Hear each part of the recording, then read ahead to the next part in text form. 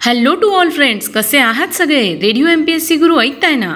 Radio MPSC Guru spreading the knowledge powered by spectrum अकॅडमीमध्ये मी प्रिया तुम्हा सगळ्यांचं स्वागत करते. मित्रांनो, या आठवड्यात डॉक्टर बाबासाहेब आंबेडकर यांची जयंती आहे.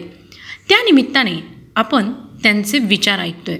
चला तर मग आजच्या दिवसाची सुरुवात एक सुंदर आणि प्रेरणादायी डॉक्टर बाबासाहेब आंबेडकर यांचा विचार ऐकून करूया.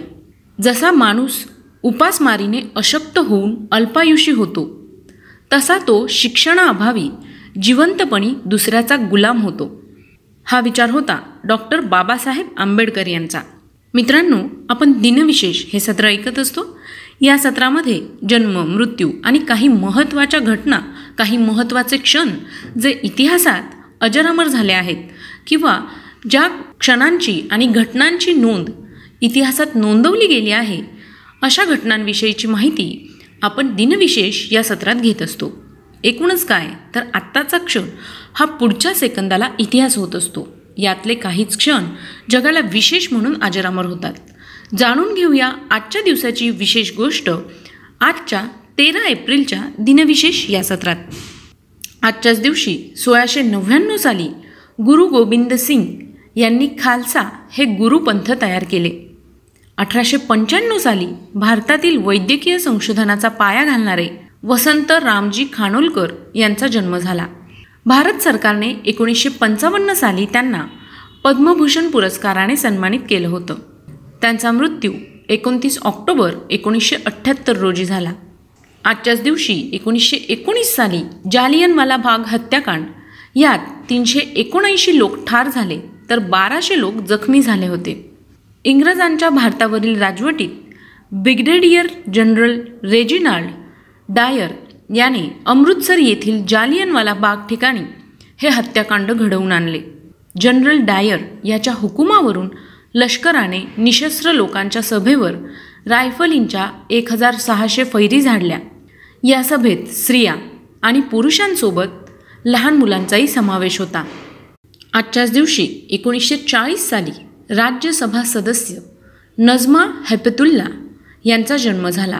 ह्या एक भारतीय राजकारणी, राज्यसभा सदस्य व भारताच्या केंद्रीय मंत्रिमंडळातील विद्यमान कॅबिनेट मंत्री आहेत. 1956 साली अभिनेता, निर्माता आणि दिग्दर्शक सतीश कौशिक यांचा जन्म झाला. त्यांनी बहुतांश हिंदी चित्रपटांमध्ये काम केले आहे. आजच्याच दिवशी 1988 साली महाराष्ट्र केसरी हिरामन बनकर यांचं निधन झालं. 1951 मध्ये औंध संस्थानाचे अधिपती भवानराव श्रीनिवासराव तथा बाळासाहेब पंत प्रतिनिधी यांचं निधन झालं.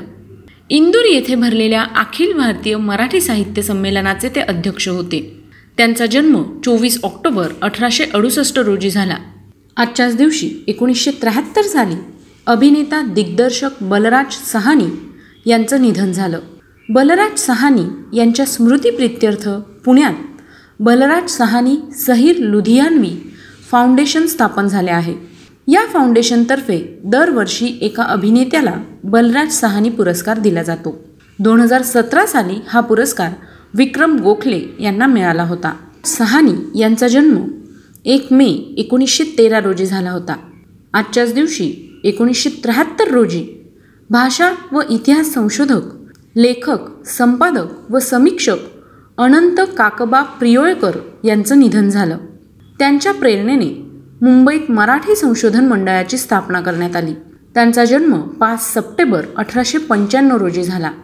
आजच्याच दिवशी 2008 साली संगीतकार दशरथ पुजारी यांचं निधन झालं.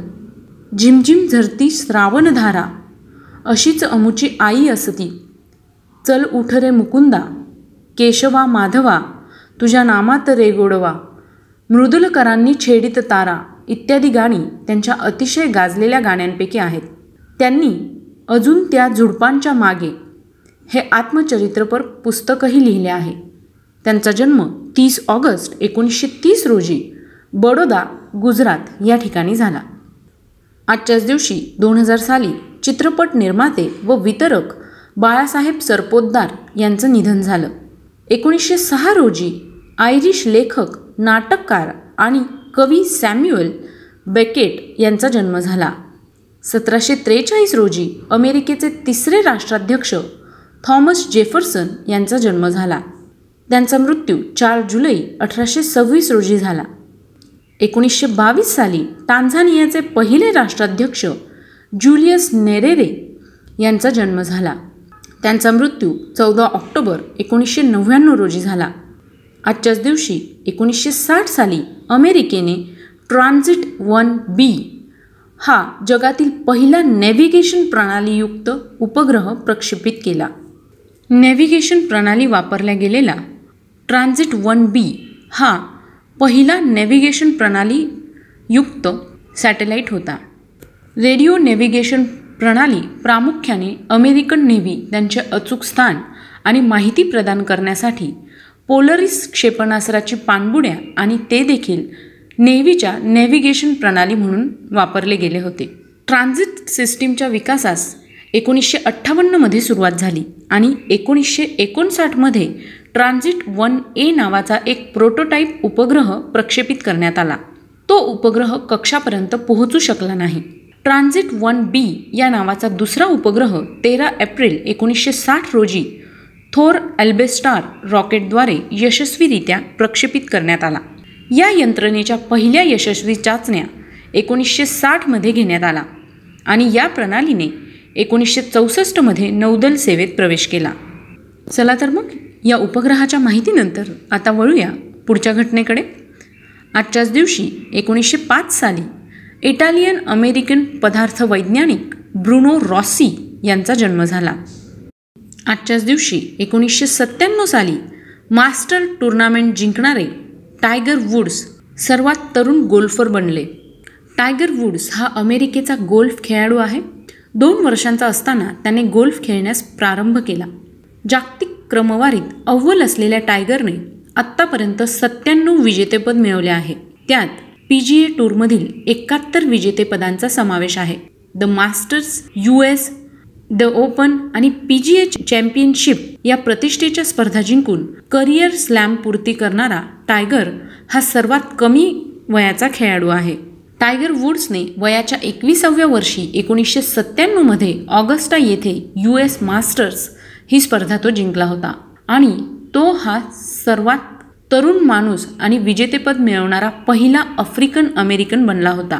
वुड्सने 13 महापर्ण जिंकले आहे आणि पुढच्या 12 वर्षात त्यांनी 10 वेळा PGA player of the year म्हणून त्याला निवडण्यात आले होते. तर मग आता वळूया पुढच्या घटनेकडे. आजच्याच दिवशी 1963 साली रशियन बुद्धिबळपटू गॅरी कॅस्पॅरोव्ह यांचा जन्म झाला.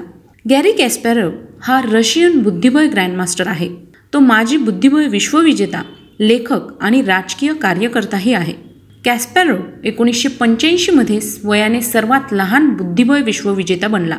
फिडेचा हा किताब 1993 पर्यंत त्याने स्वतःकडे राखला. यानंतर फिडेबरोबर झालेल्या वादामुळे त्याने प्रोफेशनल चेस असोसिएशन सुरू केली. 2000 मध्ये व्लादिर क्रॅमनिककडून हारेपर्यंत त्याला विश्वविजेता मानले जात होते. 1997 मध्ये डीप ब्लू संगणकाकडून हार पत्करलेला तो पहिला विश्वविजेता ठरला. तर मित्रांनो, ही होती आजच्या दिवसाची विशेष गोष्ट, म्हणजेच आजचं दिनविशेष हे सत्र. तुम्हाला आमचं दिनविशेष हे सत्र कसं वाटलं ते आम्हाला नक्की कळवा. त्यासाठीचा आमचा व्हॉट्सॲप क्रमांक आहे 8698 8698 80, म्हणजेच 8698869880. आणि हो, तुम्ही आमचं दिनविशेष हे सत्र पुन्हा पुन्हा ऐकू शकता किंवा पाहू शकता. त्यासाठी फक्त तुम्हाला यूट्यूबवर स्पेक्ट्रम अकॅडमी हे चॅनल सबस्क्राईब करायचं आहे. तेव्हा चला तर मग मित्रांनो, मी प्रिया तुम्हा सगळ्यांची रजा घेते. पुन्हा भेटूया उद्याच्या दिनविशेष या सत्रात. तोपर्यंत ऐकत रहा radio MPSC Guru, spreading the knowledge, powered by spectrum academy.